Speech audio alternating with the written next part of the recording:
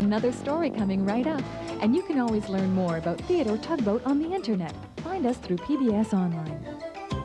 Pushing and a pulling in the great big harbor, in the great big world is so much fun. So many brand new things to discover. Waking with the sun, gotta get the job done. Oh, Theodore and Emily, Bodak, Hank and George, and the harbor master too.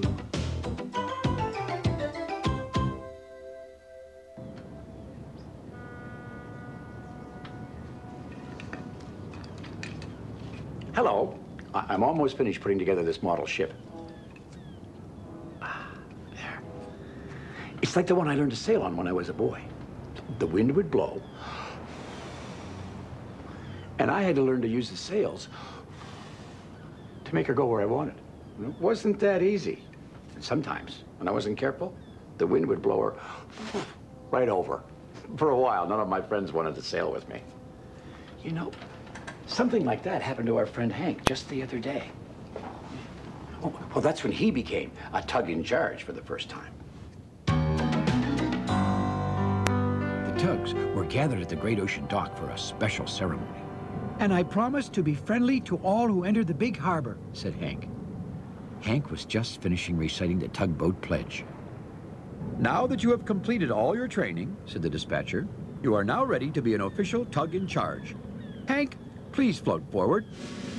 Hank smiled his happiest smile. This was the day he'd been waiting for. Finally, he was allowed to move ships all by himself, just like the other tugboats. "Tugboats," called Bodak, "sound off." The tugboats all whistled to say, "Congratulations, Hank." "Here comes the new tug in charge," Hank announced to the harbor.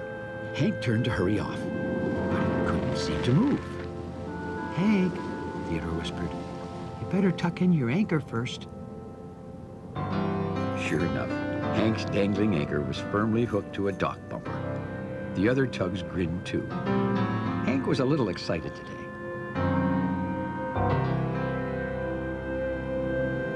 Later that morning, Hank and Theodore were floating through the harbor together. "Theodore, do I look bigger?" said Hank. "Maybe a little," Theodore replied. Hank's engine was drumming, ga-thumpa, ga-thumpa, ga-thumpa, inside his hull. "I can't wait for my first tug-in-charge job," he smiled. Just then, they heard a familiar whistle. Right away, they knew it belonged to Digby, the little cable ship, and they also knew what it meant. Digby was stuck, again. "You better go get Digby unstuck," Hank said to Theodore. "Hank," said Theodore, "you're a tug-in-charge. You can do it." "Well, yes, I am," Hank said slowly. "And yes, I can." Theodore never saw Hank move so fast in his life.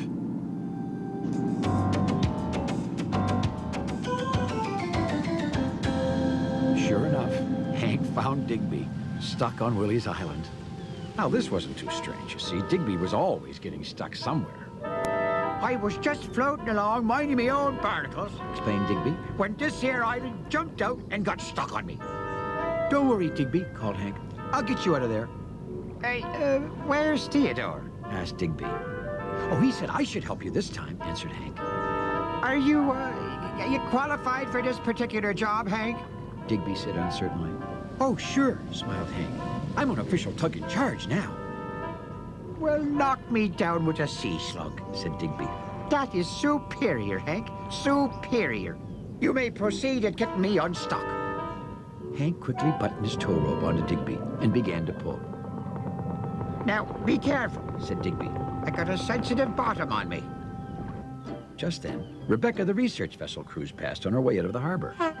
"Hey, Rebecca," honked Hank. "Look at me. I'm a tug in charge now." Hank was so excited that he wasn't paying attention. He gave Digby an extra yank. The next thing Digby knew, he slid into the rocks. "Ouch!" he cried. "Jumping jellyfish! Mind me jibbity-spiggity jibbing joists!" "What did you say, Digby?" said Hank, turning back to him. Hank didn't know that Digby had scraped his hull on the rocks. Nothing," mumbled Digby, who was too upset to say all that again.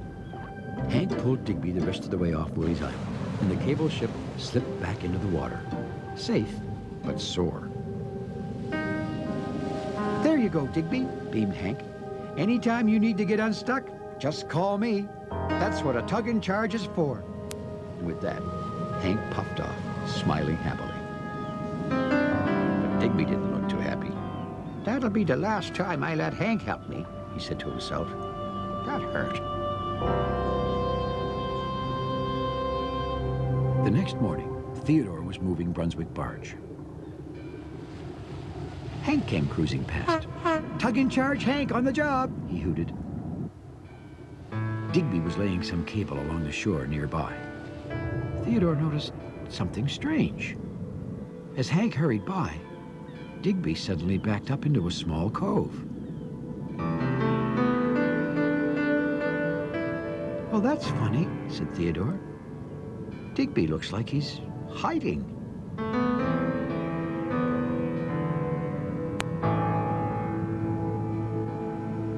That afternoon, Theodore was on his way to take a ship out of the harbor. Once again, Theodore saw Hank. Tug and charge Hank, still on the job, called Hank. If anyone needs me. And Digby saw him too. This time the cable ship slid quickly in beside the ship, out of sight. Hank continued on his cruise around the harbor. When he was safely away in the distance, Digby moved off.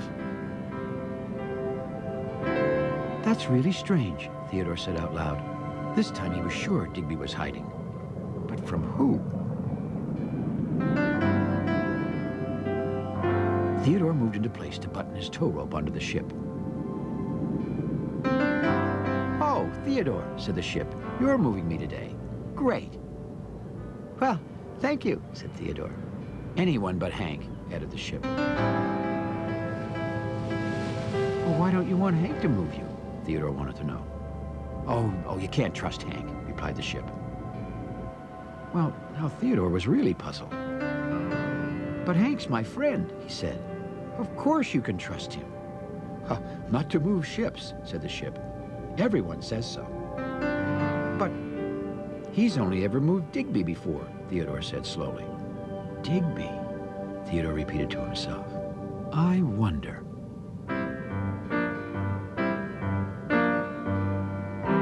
After Theodore had taken the ship out of the harbor, he found Digby. Digby looked startled when he heard Theodore's whistle. But this time, he didn't try to hide. Oh, Theodore, he said. It's only you. So, how did it go with Hank yesterday? Said Theodore. Theodore, Digby replied, taking a deep breath. I don't know if you've ever noticed this before, but I am a mite tiny wee bit once in a blue moon kind of thing, prone to getting, stuck. I have noticed, grinned Theodore. And to make a long story short, Theodore, Digby went on, when Hank tried to get me unstuck, he wasn't exactly paying attention. I see, said Theodore. He scraped me really good, concluded Digby. So now, I don't trust Hank to move me.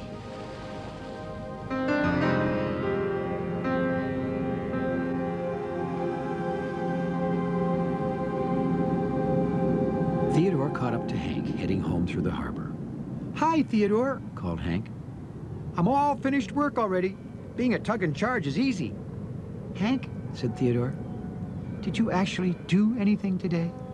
Well, admitted Hank, no one seemed to need me. Digby says you scraped him yesterday, Theodore continued. I did, said Hank, surprised. And now, no one wants you to move them, said Theodore. But why not? Hank wanted to know. I am a tug and charge, just like you are. I guess, Theodore said, when I move ships, I'm really careful. And I'm not, Hank said sadly. Being a tug and charge is impossible. Just then, the tugs heard a sharp whistle, and Petra the pilot boat cruised by. Theodore, called Petra, a ship is waiting to be brought in. On my way, tooted Theodore. Hank, said Theodore, why don't you come with me? Okay.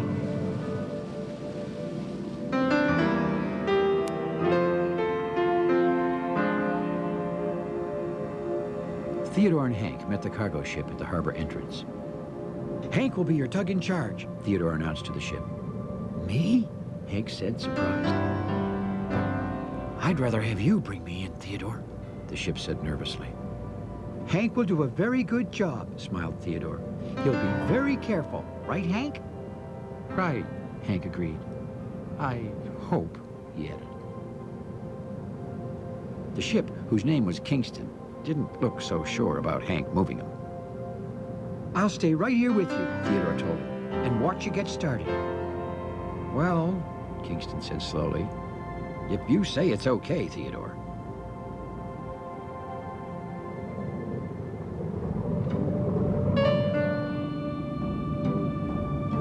Hank buttoned his tow rope onto Kingston and carefully began to move him into the harbor. Every eye in the harbor seemed to be on Hank to see how he did.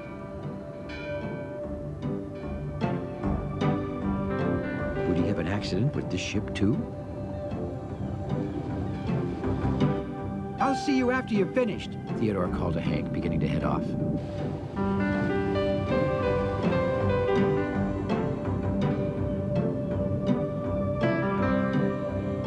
You can do it, Hank, he added softly.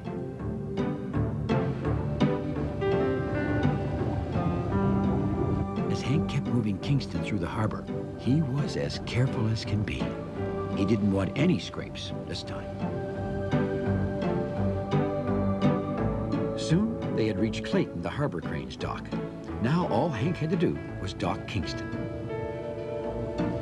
Hank was just beginning to breathe a little easier, and suddenly, a loud rumble shook the dock.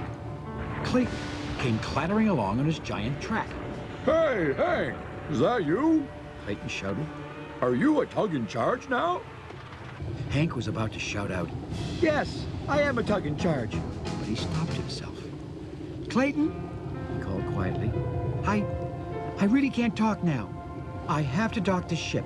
And without another word, that is exactly what Hank did. Hank slid Kingston into his dock and stopped right in front of Clayton, ready to be unloaded. That was the smoothest docking I've ever had, said Kingston with a big smile in his voice. Look pretty good from up here, too, called Clayton. Thanks, smiled Hank. A little later, Hank was heading home to his own dock when he heard Theodore's whistle. How did it go? Theodore wanted to know. Theodore, smiled Hank, I think I'm going to be a good tug in charge. You know something, Hank? Said Theodore. What's that, Theodore? Said Hank. You already are a good tug in charge, smiled Theodore.